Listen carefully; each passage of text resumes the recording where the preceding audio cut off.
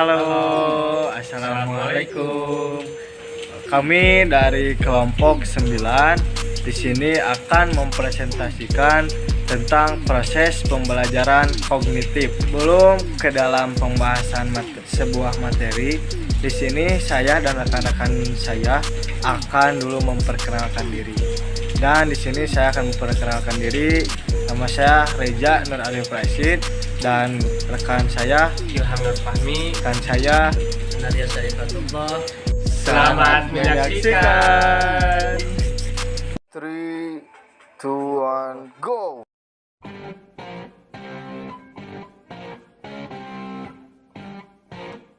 Topik yang akan dibahas yang pertama yaitu pembahasan, dan kedua proses kognitif, dan ketiga menjelaskan proses kognitif dengan tahapan-tahapan sebagai berikut, yaitu 1. Sensory memory, dan kedua working memory, dan ketiga long time memory. Pembahasan pembelajaran kognitif. Proses pembelajaran kognitif adalah suatu proses berpikir seseorang atau proses mengolah informasi yang diterima, di mana informasi tersebut diolah di dalam memori untuk menjadi sebuah pengetahuan. Dalam proses pembelajaran kognitif ini melibatkan 3 komponen. Yang pertama yaitu sensory memory atau memori penginderaan. Yang kedua working memory yang disebut juga memori pekerja, dan yang terakhir long term memory atau sering disebut memori jangka panjang. Berikut adalah proses pembelajaran kognitif dengan tahapan-tahapannya.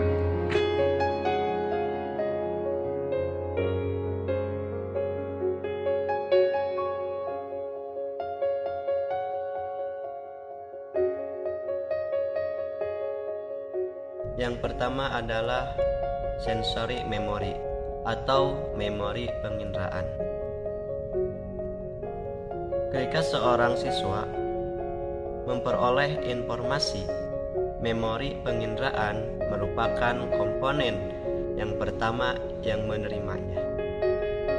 Informasi diterima oleh alat indera seperti mata untuk informasi yang dapat dilihat dan telinga untuk informasi yang dapat didengar. Adapun saat informasi diterima terjadi 3 buah proses, yaitu perhatian atau attention, persepsi atau perception, dan pemberian makna.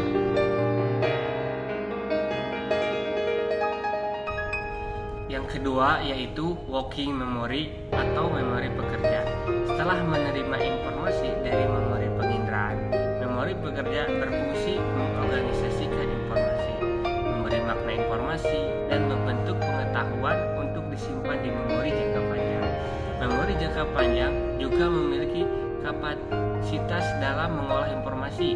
Menurut Robert Miller, sebanyak 5-9 elemen informasi yang dapat diolah dalam satu waktu.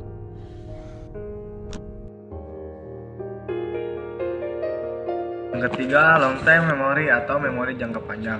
Memori jangka panjang berfungsi sebagai tempat menyimpan pengetahuan atau informasi secara permanen dalam waktu yang lama dengan kapasitas yang tidak terbatas. Hal ini ditunjukkan dengan kemampuan kita dalam menyimpan informasi sejak lahir hingga akhir hayat.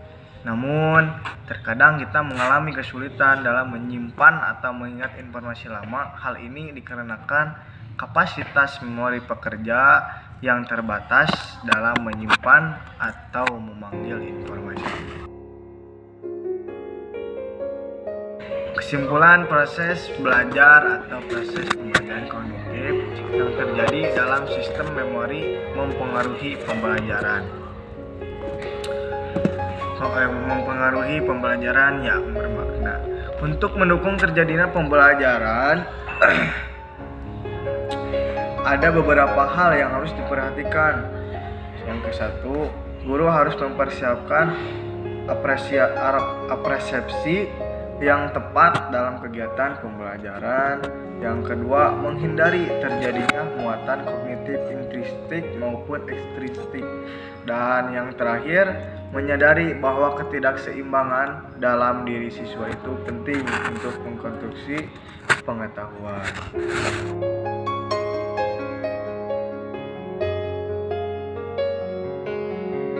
Sekian presentasi dari kelompok kami. Mohon maaf apabila banyak kesalahan dan kekurangannya, mohon dimaklumi.